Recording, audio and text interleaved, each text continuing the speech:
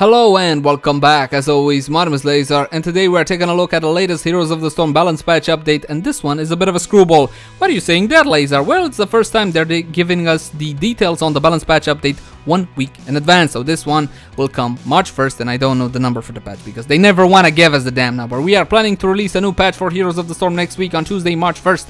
In addition to the game content, this patch will contain meaning Xul. Yes guys, we are getting Xul next week. Hooray, hooray. It will also include a few balance changes for Nova and Rehgar. Shocking. Check out the upcoming adjustments. Okay, let's do that. Nova, hello baby. Snipe cube damage increase from 295 to 310, and I see the scaling has remained the same. So this is the second patch in a row, the second balance patch in a row. We are getting an increase, a flat increase to Q snipe. Obviously the nerf was overkill. Anyway, the point is, up until level 7, when you get to pick up either Snipe Master or one in the chamber or anti-armor shells, you're pretty useless to your team, okay? You're pretty garbage. Your damage is, well, neglectable, okay? You're not a threat as you should be. What kind of hero is this that is mostly useless to its team up until level 7? So this will help alleviate with that, this specific buff right here, the flat amount increase. Snipe Master talent bonus damage per stack increase from 12% to 15%. This effect can still stack up to 5 times, huh? Okay. So what does this mean? This means that the maximum amount is now 75%. No longer 60% as was with the 12%, but now we get 75% at full stacks because it's 15%. Hooray, hooray. So, because of the change to Snipe Master we got one patch ago, missing your snipe with Snipe Master talent selected, okay, is no longer the end of the world. Yes, you shouldn't do it. It hurts you a little bit, but you will be able to rebuild 5 stacks. It won't take you that much to rebuild. Okay, that's the point here. And now with the damage increased here, okay, it will be an even more potent talent. So welcome changes to Nova from my point of view. Developer comment: we are continuing to tune Snipe Master to make it a more attractive choice, assuming you are constantly landing your snipes. And that was the whole point of the remake. Okay, this was the talent, this right here, that caused a lot of players, myself included, to say, you know what, they're trying to make Nova skill based now. Have they succeeded?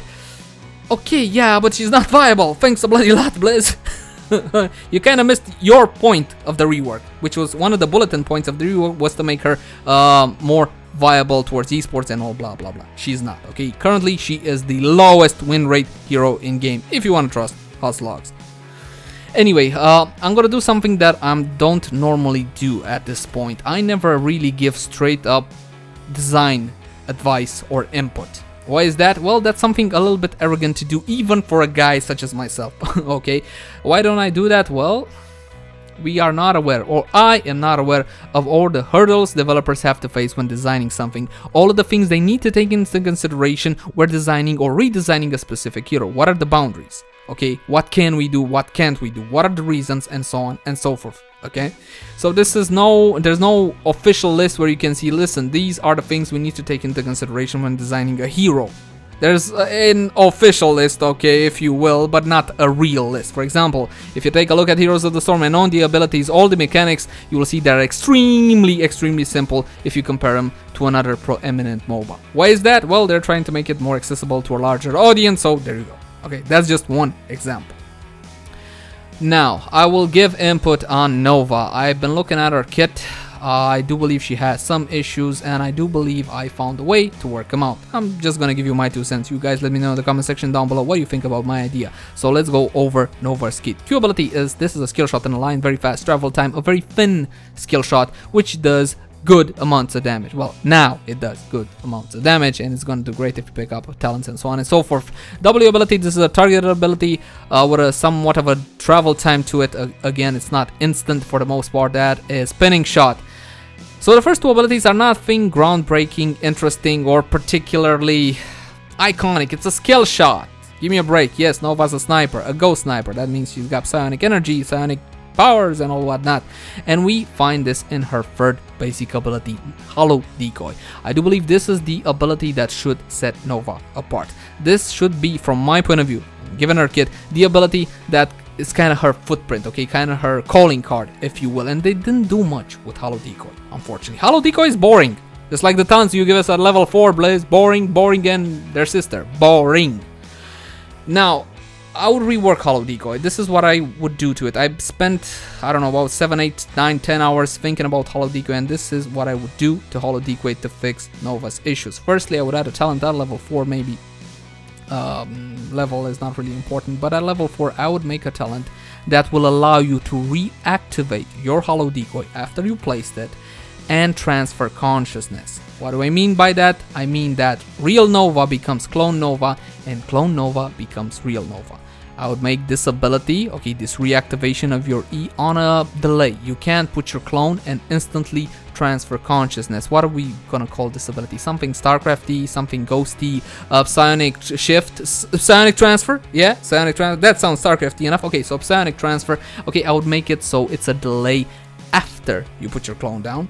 Reactivate your E ability and transfer like that. Think of all the depth. Think of all the gameplay scenarios you can work with this talent. I've been thinking about it, and I think this would add a whole new layer of depth to Nova.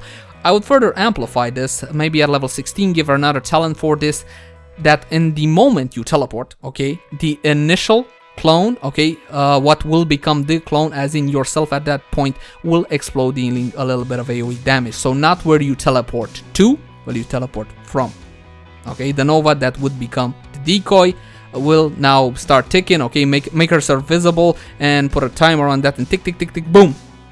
Okay, then you can add further effects to that, something like AoE slow or a knockback or maybe even a dragon, since we're talking psionic energies and all whatnot. Okay, again, add further gameplay depth to Nova. Give her a little bit of wave clear, okay, even if it is at level 16, okay, a bit of AoE, semi-decent escape through psionic, what did we call it, psionic shift? Psionic transfer, okay, this is what I would do with Hollow Decoy. You guys let me know in the comment section down below if you like my ideas for Hollow Decoy, if you don't, and so on and so forth. Now, I sidetracked long enough, let's move on to Rehgar, the Wolf God. Lightning Shield W Electric Charge, bonus to Lightning Shield radius decreased from 33 to 25. About bloody time, Blaze. It's gonna be harder for us to build up our stacks. We're not gonna do as much AoE damage. Stormcaller talent no longer increases lightning shield duration. If you're not aware, Stormcallers used to increase the duration of your W lightning shield by 2 seconds. It will no longer do that. Awesome. Earth shield talent shield amount reduced from 15% to 12% of the target maximum health. I'm not sure this one was called for, but the first two, I agree. I totally agree. Rehgar is the Wolf God. He needs nerfs. In the previous patches, I did mention that the nerfs brought to him will not cause him to drop and no longer be the Wolf God. However, these look promising. These look very promising, these nerfs here. So it's gonna be a lot harder for us now to build up our stacks with the talent at level 16 for our W. Again, right now, the most popular build still is the Lightning Shield build. Ancestral Healing, cooldown increase from, oh, ouch. From 80 to 100 seconds. Again, a big blow to Rehgar here. These 20 seconds matter a whole lot from my point of view. Finally, some decent nerfs to Rehgar. I do believe this will finally cause him to drop from godhood back to normal everyday mortalhood, and hopefully it will help all our other supports who dropped in win rate because of Rehgar. Okay, there was no point. Rehgar was like first pick, Rehgar Li-Ming. Okay, flat out. This is what you should get at first pick, at least at high levels of rank gameplay. Bloodlust, mana cost reduced from 125 to 75. So what? Who cares? The initial round of Rehgar's nerfs weren't quite enough, really, to bring his win rate down to a level that we think is healthy. We like that his base kit feels powerful, so we are aiming to reduce the synergy between his Lightning Shield talents. Like I said, everybody went for Lightning Shield build. We are also increases Ancestral Healing's cooldown to better reflect the healing power it brings to a team fight. The Bloodlust mana change is simply a quality of life improvement. Overall, we enjoy how Rehgar plays right now. We are excited to see him bring other heroes such as Illidan back into prominence.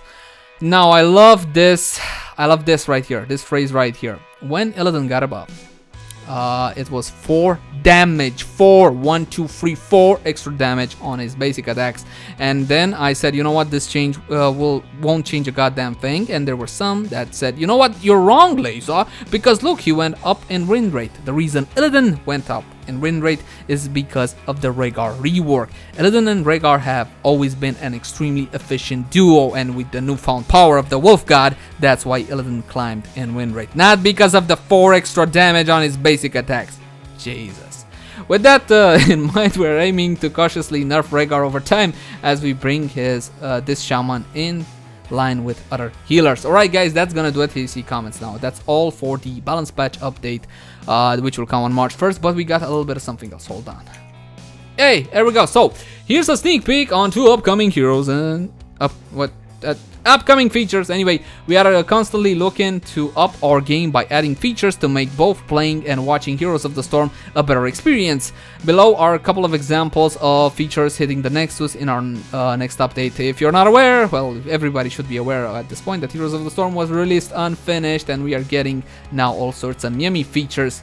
In our upcoming patch, the number of available observer slots in custom game lobbies will be expanding from 2 to 6. Okay, so this is mostly for casters. Okay, it's gonna be easier for casters.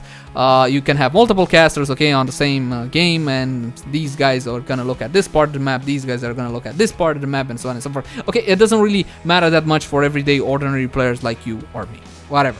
Moving on, ability cooldown announcements. This is the cool one. I like this one. In the fast-paced, team-brawling world of the Nexus, information is key to help players communicate vital info quickly. Our next patch will introduce a system that notifies your teammates of availability, cooldowns, mana restrictions, charge counts, and other useful ability and talents info using the simple control-click system. On your way to a team fight and your heroic ability just came off cooldown, click the ability icon and a message will pop up in chat letting your team know the ability is ready, and it's a great time to engage, like Martch, for example. A few examples can be seen below. Anyway, so guys, we can alt click on ability, and look, Chnages is low health. Okay, I don't know how exactly I would signal this. Alt click who? Myself? I'm not sure guys. For example, here, look, Chnages can use hook in 10 seconds, 5 seconds. So if I alt and click my Q, okay, it's gonna show the cooldown in chat. Now I have a problem with this one because I don't know yet how it will work. Hear me out here, okay? I didn't get to play with this thing. What happens if I start spamming? Are you actually gonna let me customize the way I can send these messages to player? Meaning, can I bind stuff? Because I don't know about you guys, but you know what? My mouse. My mouse is used completely for movement, okay, and aiming. That's it. I don't want to move my mouse over my Q ability to click it. And if I can actually press my Q key instead of, for example, clicking it like so. Okay, I don't want to click it. I want to use Alt Q. Can I spam like that? For example, I'm playing Tester and I want to shield myself. Okay, if I Alt Q 50 times because I'm waiting for the cooldowns, you guys know those moments, right? Those moments when you want to cast something as soon as it's off cooldown. Will that spam in chat? What's the limit on that? Can I please customize the keys I'm going to use to let my teams know about abilities or about my health or about whatever? And can you let me customize the way I see other players' notifications as well? Because maybe I don't want to see that. Maybe I don't want to see everybody spam. Maybe that makes me, I don't know, confused or something like that. So I want a lot of flexibility for this system. On paper, sounds awesome. It's a good steal from the Overwatch development team. Good steam, heroes. Good steal, okay, from the Overwatch development team. But please give me a lot of ways to customize this. Again, I want to customize the way I'm able to signal these things in chat, and I want to customize the way I'm able to see these things in chat from other players. Well guys, that's gonna be it for now. On March 1st we are getting Xul. If you're not aware, his ability spotlight is up on the official Heroes of the Storm channel. As always, my name has been Leyzar. Let me know in the comment section down below how you feel about these changes. You like them, you don't like them. Please let me know what you think about my ideas for Nova, please. I'm really curious what you guys think of that. Like, favorite, share, and subscribe if you enjoyed the content, and I'll see you again soon.